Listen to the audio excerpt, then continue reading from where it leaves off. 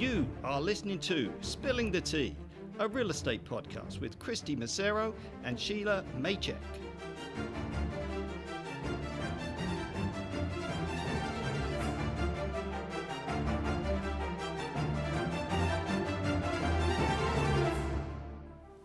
Hi, everyone. Welcome to Spilling the Tea, a real estate podcast with your hosts, myself, Kristy, and my lovely co-host, Shelagh Maychek. Hello. Today we have a special guest in, a former client of mine. His name is Terry, and we created some memories together, didn't we, Terry? Oh, yeah, you could call it that.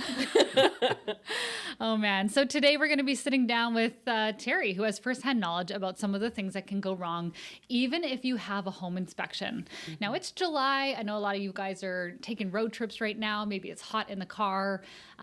You're going to want to fasten your seatbelts for this sucker because it is a very good podcast to listen to for entertainment. This one's going to be really, really good because it's shocking. We're going to be spilling the tea and sharing the story about what steps Terry had to take and how his situation, as crazy it was finally resolved. And we were with Terry every step of the way. And as you can see, he's still here. So yeah. He still likes us. He still likes us. So it got resolved. Yeah. But before we get into this, Shelagh, what's the worst thing that's ever happened to you after you've taken possession of a home and moved in for a little while? Like, what happened? It was our first winter in our brand new townhome, and we had a pipe freeze that was inside the home under, so the garage is on the first level, and then our kitchen was right above it, and I couldn't get any hot water to come on. Cold water was coming on, no problem. The hot water, nothing. And that's when I'm like, oh. I'm starting Dr. Google, and it's like frozen pipe.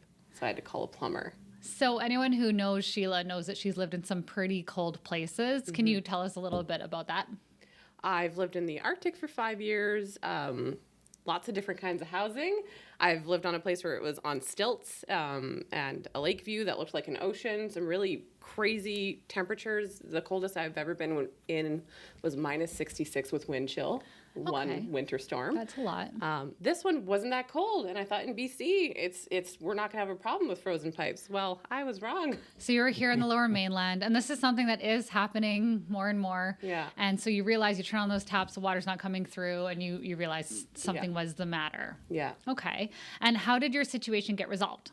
Called a plumber in, and of course, it being a brand new townhome, he's looking at the ceiling and he goes, "No, you could just wait it out. I don't want to cut into the ceiling." And I look at him and I go, "Please cut the ceiling." So he gets up on a ladder, cuts a big square out, and starts just grabbing onto the pipe. And as he's grabbing onto the pipe, all you can hear is cracking, like crackling ice. And luckily, we caught it before the pipe burst.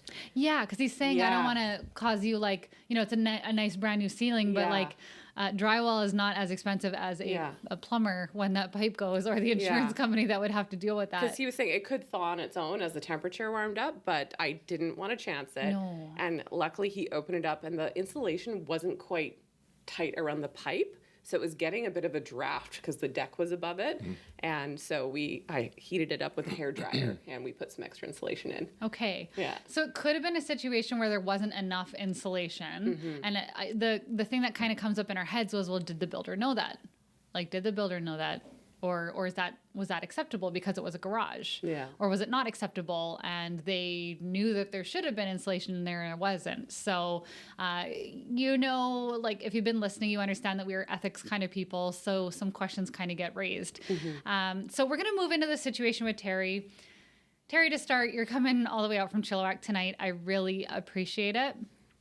We don't I really appreciate it. And because we don't come across your situation often, you're the only one. So I guess you're just lucky. If I didn't have bad luck, I'd have no luck at all. So I want to start at the very beginning. I want you to tell us a little bit about your house hunting experience and what the market was like and how it felt to finally find the one, because we did spend some time together. Yeah, we did. I mean, the market was I'd lived in BC before and had to move away and then came back. And I figured the market would be very active, but not as active as it was, and very almost volatile because we did have those list of potentials that we looked at for our wish list. And then I'd get in contact with you and have a list of 20 and you'd just go down a list going pending, sold, pending. And that was mere hours after they had hit the market. Yeah. I'm like, how about these 3? Yeah. And that was, Right. that repeated itself a couple of times. It but, did. But we did eventually put an offer in on one, and then we had the house inspection come get done, and we then backed away from that because there was too many issues that were identified. I remember that then one. it was Yeah, that was Yeah. a very interesting house. yeah, it was. It was a neat house. It was Yeah. very, very neat. I've never seen a house like it, but there was just too many things to it. Yeah. Yeah. Yeah. So it was back to square one and Yeah. going through the whole process. And then when we came upon this one, there was another one that was close by that was ticking a lot of the boxes as well. Right. So we had gone to see that one, and then we eventually went to see the one that we ended up purchasing. So Yeah, and so we ended up writing, got the accepted offer. We were really quick. The subjects, we actually had subjects, which was kind of fun because at that time Yeah. things were going so quickly. So we were very fortunate to even get a home inspection again. We included a couple other items of due diligence, like we do for everybody, if we can. And during the process, we learned that it was a divorce sale. So we had to be very patient because, one side didn't want to sign and, the other side did. And then, Yeah. it got a little bit strange in negotiating, but it's not our first time doing that. And you guys were so patient, which I think ultimately paid off to getting your offer accepted, which was kind of nice. And then some time passed, just like they always do. And it came time for key handover day, which is always so exciting. So Sheila and I got to the property beforehand as usual. Yeah. This is where things get really weird, guys. So we get in and we walk through the home. And Sheila, what were your initial, your first initial thoughts before you even looked at anything? What was your initial thoughts on the property? When I first walked into the foyer, I'm like, okay, it's pretty clean in here. Everything that's supposed to be here is, and then the further we get into the home and the more we walk around, the more there's little things popping up that I'm going, well, that's not quite right. And I'm surprised this is left behind. And oh, no, some of this doesn't seem right. It got a little weird, and I can't be more clear, guys. The sun was beaming in the windows. It was this beautiful day, and it could Yeah. have just been such a beautiful thing. Yeah. So Terry, what was because mine was similar to Sheila. It was, oh, this is really nice. It'll be fine. Okay, there's the odd thing, but whatever. Terry, what was your initial feeling when you entered the home? well, that part of it was, as you know, during the house hunting process, my wife and I are in 2 different provinces. Yes. So that further kind of complicated things. She had never seen the house before, so I was actually very enthusiastic about showing her the house. We because all that would be were. Yeah. we all were. But I wanted to make it, good for her because we were coming from a location where it was very noisy and this was not going to be noisy. And so ultimately, when we went in, did the whole, over in the foyer and then go around through to the back and all of a sudden realized that, okay, there's some hidden damage here. There was undisclosed damage. It was hidden during when we walked through. It was hidden during when the home inspection happened. And so that was one. And then there was a few other things where we looked and it's okay, that's a little off. And then go to the backyard and see the, the junk that was left behind. And so then finding, other things that were like, who leaves behind a 3 foot by 4 foot, photo on a wall, and we moved that and found out that they'd taken the drywall out, they'd taken the stud out, the electrical wire that was there was cut, and so it was just things started building. It got weird really quickly. Terry's being very nice in his descriptions, so I'm going to give you guys the dirty. The appliances, okay, they were dirty, but they were really dirty. But we thought, okay, divorce sale, maybe she just want to get out of there, not a big deal. But then we walked in through the kitchen and we see this rug on the floor of the linoleum. Yep. And we pulled the rug back, this purple rug, and underneath it was a big purple stain on the linoleum. You could not remove that sucker. It was No. in the, It was embedded. It was It is embedded. embedded. Yeah, it wasn't going anywhere. And downstairs, just like Terry described, there was this beautiful painting that was left behind. And we're like, oh, that's really strange. And sure enough, it's just your worst nightmare. You're moving Yeah. the painting and then there's this hole cut out. And And not a small hole. no, we're talking a giant chunk of drywall. This was not a small painting. No, and the stud was gone, and there was a wire, and the wire was cut. It was Yep. very strange. In the very back of the property, it showed that they had used behind the shed as a dumping ground almost for all the Yeah. stuff that they didn't want, which is it's not great. Like, of course, there's the odd yard thing that gets left behind sometimes, but this was overkill. And the biggest thing, of course, was like Terry said, when he went around to the back part of the house, on the floor down in the corner where there was a bunch of furniture and a bunch of stuff on top of the floor, Piled up. there was discolored and warped hardwood flooring, and we're talking it was And missing like pieces. yes, Yeah. missing pieces that looked all buckled, and it was like gray, and then, well, we said, well, that looks like water damage. And so I remember, Terry, you opened up the little closet behind that wall because we're thinking there was a leak here. A major leak. Yeah. You could tell just by Well, what was left behind. Yeah. and then it hits you. You open up that door, and the smell of what Yeah. can only be described as musty mold. Like, these aren't little things. And hardwood floors are no joke. No. So, and even the linoleum, like, you couldn't clean it. You'd have to do the whole floor. You can't just cut a patch. It wasn't like a design where you could just cut a patch out, No. which was so unacceptable. So, Terry, we'll get into how I felt after. How did you feel? I know how you felt. Yeah, how did you feel, Terry? I was getting angry because we had. I mean, it was a substantial investment for the cost of the property, and after all this process of trying to find, the one, now we're finding this, and don't get me wrong. Like with the home inspection, it identified a few locations where some repairs were going to be required. Budget-wise, we had already considered that, and said, okay, we'll take that into account because the deck needs redoing. There's some trim pieces outside, which was fine because we accepted that. But the hidden damage, that was a little hard to swallow. And I just want to emphasize, so doing a little more investigation around the water damage, we look in the utility room, and that's when I saw black mold that was there. Around the hot water tank, Around the hot remember? water tank. Yeah. So right away, we had to kind of close that off. We had to get a company come in, test the air. They discovered it was active black mold. They had to come in and neutralize it. And so therefore, a lot of the stuff that we had in storage, we had to leave in the garage because we couldn't move it in there. That's right. Yeah. And we had to segregate that off until we could get it done, which took a few weeks because you have to schedule these appointments for the technician to come in. Yeah. That's access to like half your house. Yep. That you can't do anything with. And black mold is very, it's not good for the lungs. And especially with, and remember I let you know because I know that they had young kids and to let the other agent know that, there's a toxicity that could come from that for children because they're more susceptible. So Yeah, you're very sweet because I remember the first thing you said was, "Oh, you got to tell them because the children in the house." And I'm sitting there going like, "Let's burn that house down." I was so mad because like this situation hit all of my core values. Like it was so dishonest and it was so unethical and it was so deceitful because there were items that were specifically there to hide damage. Intentionally done. Intentionally, and that's the part that really grinds my gears. Yeah.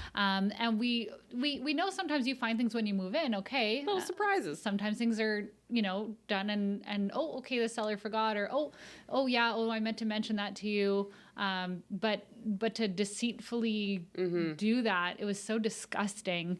And I, of course, when that's going on, I was trying to be very like, okay, we're going to be calm. that's why I gave you your space. Yes, you were like really good because I was like, okay, Terry, I don't typically tell my clients when I'm really angry, but this is getting up there. I'm going to step outside to make a call. And I was choked. I called that agent and I was like, we got a problem. And just for anyone who's listening, like, of course, a home inspection occurred and you're thinking, well, why didn't they find the water damage and all that kind of stuff? Well, an inspector is not going to lift up a rug in an active house. They're not going to take a painting off the wall. They're not going to move a big heavy chest of furniture and a cat. I think it was like a cat kitty litter box. Kitty litter box. And a bunch of other stuff. They're not going to move that kind of stuff to test all around every single baseboard. So we don't put any fault on the inspector really for these items. This was 100% who was living in the house. Okay, so called the agent. He was wonderful. It was like I said, it was a divorce sale. He was representing mostly, I mean, he had both people that were working with him. Yeah. He was mostly working with the husband, and the husband didn't live in the home. So he said, you know what? I'm sorry that happened. we're gonna deal with this, you know. And he was really, really good, because some agents will just be like, no, not my problem, sorry. Okay. So Terry, obviously, you know, anger builds, and you knew you were going to go after the sellers. Like, when did you, what was the moment that you knew you were going after them? Like, you were like, yep, this is going to court. Yeah.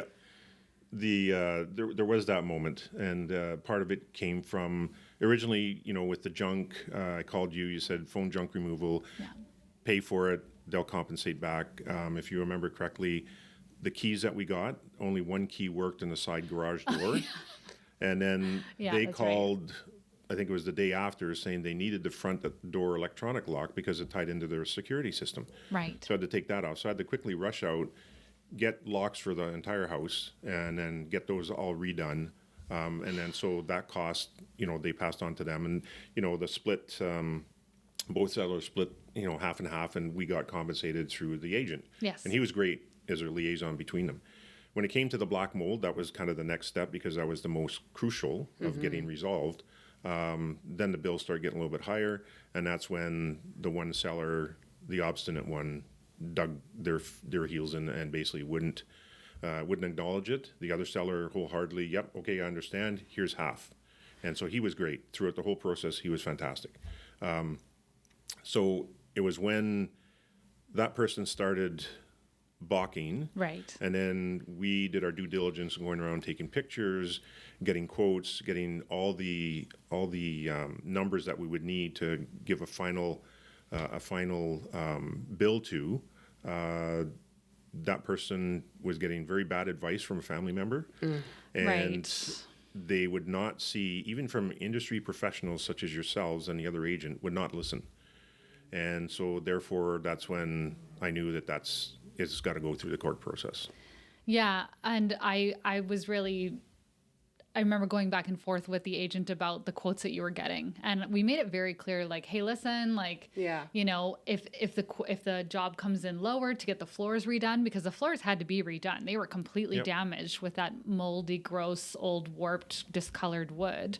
And it wasn't a small area, but it's not like you were going out there trying to find top of the line. Like, you weren't there to make money or profit off of anybody. Or inflating anything. You had documents and paperwork to show, here's what it is probably going to cost me to repair these things that you left for me. Yes. And I remember we were saying, hey, look, like, whatever the cost is, we will refund the rest of the money back. Like, we're not here to make any money. We're not trying to do anything like that. And so in real estate, there was a property disclosure statement that the sellers had filled out. Now, there was only one seller living in the home, but both of them had signed it. So that means that both of them are liable for the information on that sheet. So if you're in a situation ever where your spouse is maybe living in the house and you're not, you have to be very careful what you fill out, because you're kind of guaranteeing what is said on that sheet. Yeah. And unfortunately, the husband didn't know. He didn't know. No. And so he was saying, oh my gosh, you know, and we said, hey, listen, we're going to hit you with this lawsuit and you're both going to be liable. And I wrote a very, very, very well-structured email explaining that they ought to have known that that damage was there. I still have that email. Yeah, it's a good email. I was looking for it. I'm hoping you can forward it back to me, because it was good. Like, I feel like I should have that templated. So, like, if somebody has to go after somebody on a property disclosure statement, this is how you write it out, because I would reference the exact section and then I would say, yep, you answered this, but this shows contradiction. And we had photos, we had everything, and it looked nice and scary. The agent actually emailed me back going, wow, what a great emaal. We're saving this template. We're using that if this ever comes back. So, but it was good. And we had to do that. We had to make ourselves very clear that we're not here to jerk around like we were jerked around. Yeah. And just to be very clear, as realtors, our power becomes, I mean, after completion, our powers are almost taken away. Like, we can liaise between a little bit, but at the end of the day, like, I mean, we're just kind of helping at that point, because we don't have any other power after that. Yeah. So it does have to go to the court system. So Shelagh, So after that email, we had contacted the seller's agent. He's relaying this information to both parties, and the husband was really good to deal with the whole process through. He says, hey, can you pay half? I'll pay my half of this. Yeah. So I'm done with it, wash his hands of it. And he says, so you can just continue on with the other party in this problem. And you were nice enough to agree. And yeah, I check into the legalities of doing that, and didn't want to set ourselves up for Failure. Yeah. issues Yeah. down the road. Yeah. But because he had been so forthright and right up front about everything, and didn't even balk at paying for his portion of the reimbursement, we gave him the benefit of the doubt and told him basically that thank you very much. This is what we accept from you, and we're not going to pursue you in any type of legal proceedings. Yeah. And so we were fine with that. It was more for. Must have felt good that he was going to pay half. Yep. Right? Like that probably made you feel a little bit at ease, but of course the battle was with.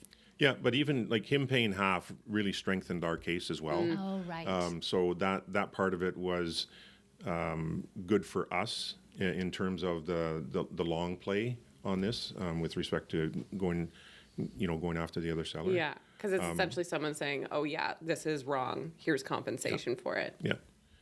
Yeah. But Yeah. I wanted to add though, like the home inspector that I spoke to or that came out, I ended up calling him back afterwards, and I said, had the disclosure agreement indicated that there was previous water damage, would that have changed the way you have inspected the home? And he said it might have in relation to the area where the water damage was, because it was a hot water tank that had eventually, blown its seal or whatever it was.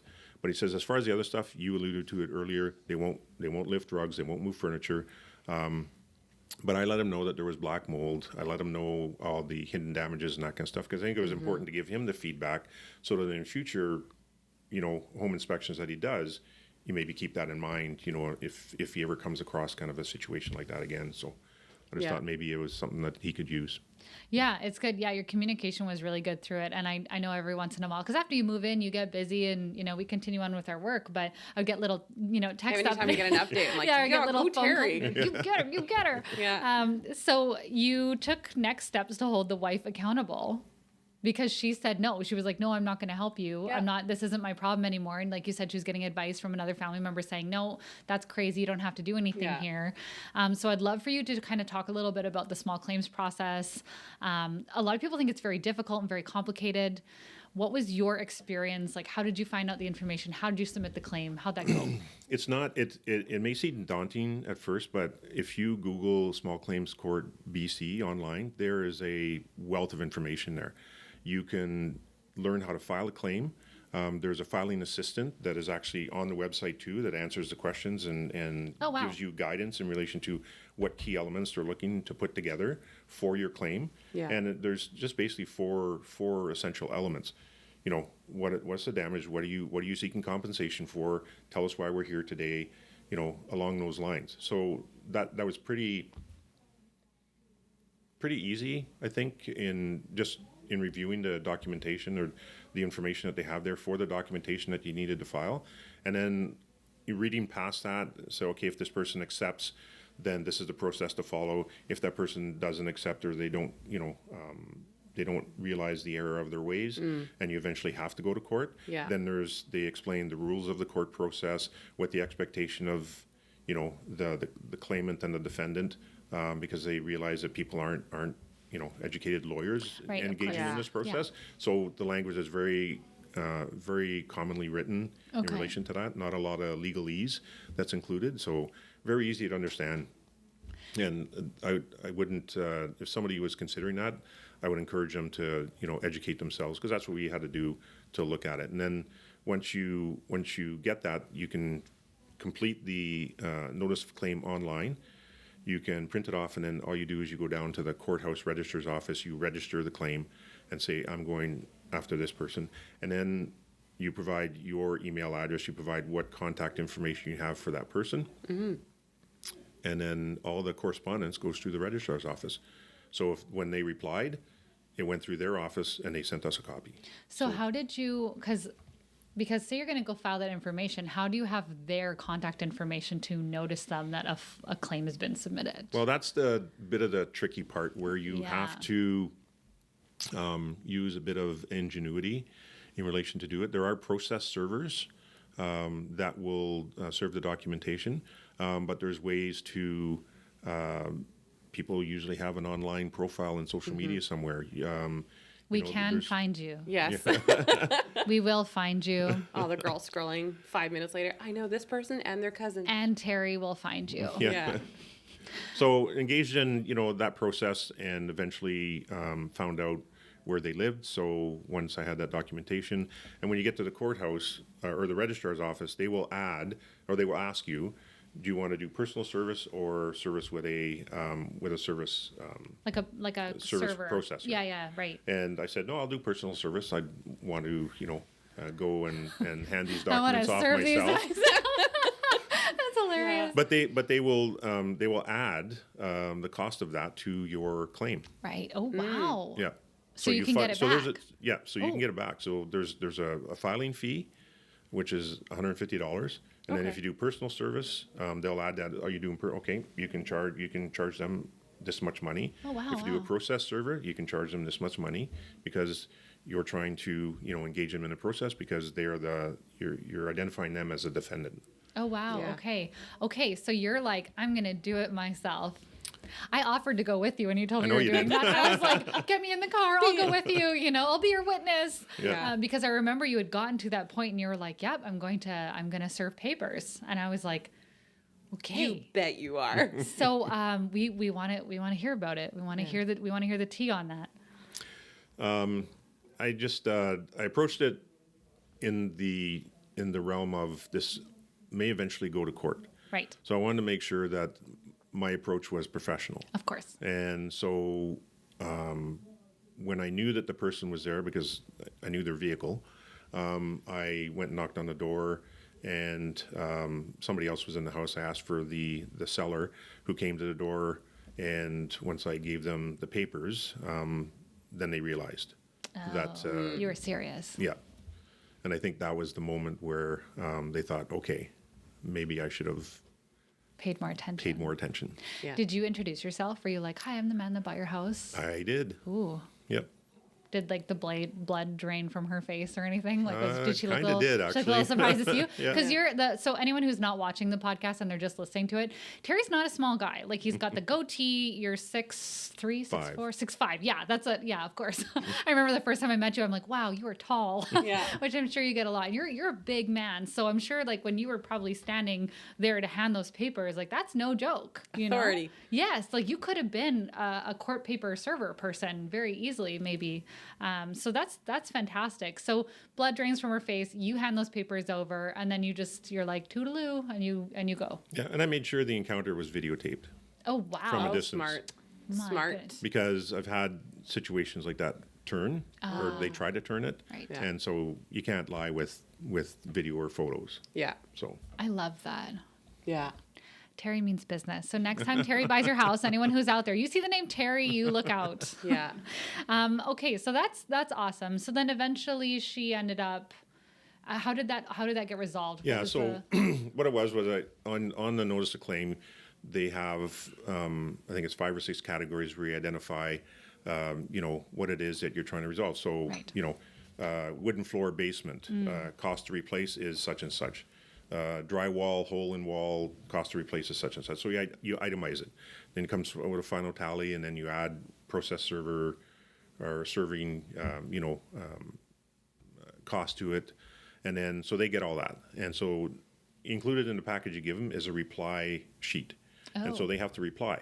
And in the reply, there's a number of different sections in there and how they want to reply. So they can say, okay, I concede to 1 and 2, but I want more information on 3 and 4. Okay. And so I want, I've talked to a lawyer and I want, proof of this, blah, blah, blah.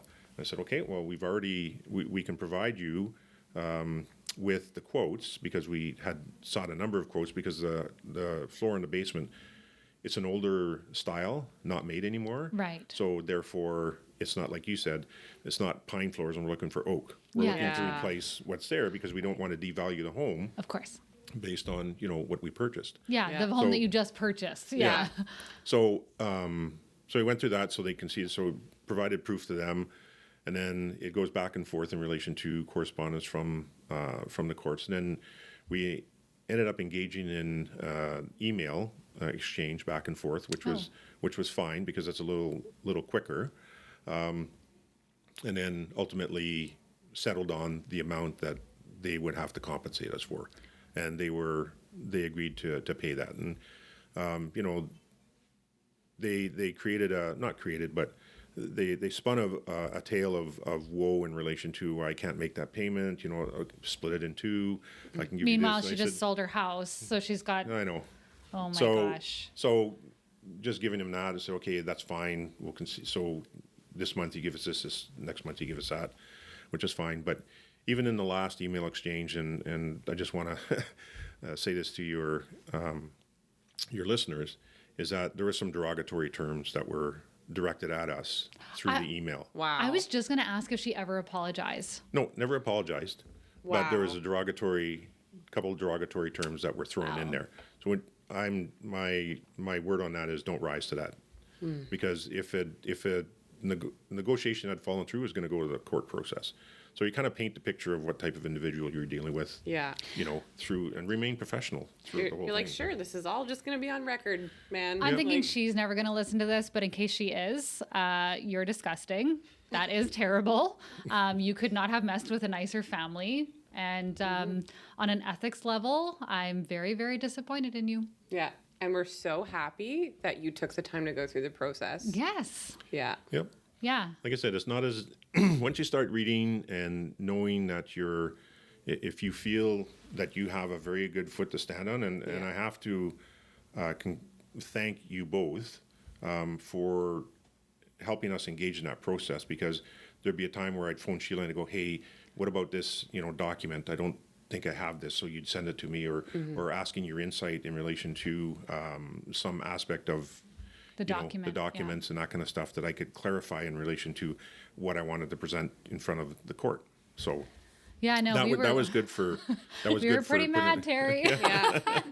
Okay, well, what an experience. I would never want another buyer to go through this. And if that was my seller, I would have been very, very ashamed. This agent, again, I would happily work with him in the future. He did a really good job. It wasn't his fault, obviously. But yeah, the seller, again, if you're listening, you're disgusting. I'm grateful that we got to learn and go through this process. And I'm very, very happy that you came out to share this story tonight, to give a little bit of hope, like when people are wrong, that there is an avenue to get repercussions for damages and consequences for people's actions, because a lot of people don't take that extra step and they just say, okay, it's not worth it, or okay, I don't know how to do that court process, or no, it's totally worth it. Good. That is the message tonight. So if you are wronged, you Google, you get that claim process and you get your money back. So that's all the tea we have today. Thank you so much. This is an excellent episode. It's probably one of my favorite. I hope everybody learned something, and we look forward to the next time. Cheers. Cheers. Cheers. Thank you for listening to Spilling the Tea, a real estate podcast with Kristy Massero and Sheila Maychek.